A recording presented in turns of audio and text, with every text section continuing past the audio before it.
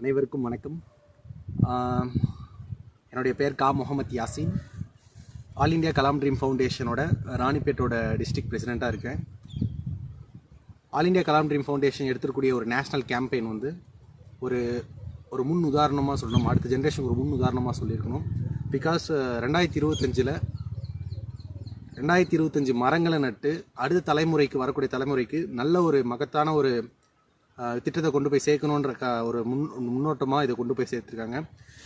அவங்க கலாம் ட்ரீம் ஃபவுண்டேஷனோட முக்கிய நினைவு முன்னாள் பிரதமர் கலாம் அவர்களோட கனவு திட்டமான 10 கோடி மரங்கள் நடுறோன்ற ஒரு இனிஷியேட்டிவாக இது எடுத்திருக்காங்க.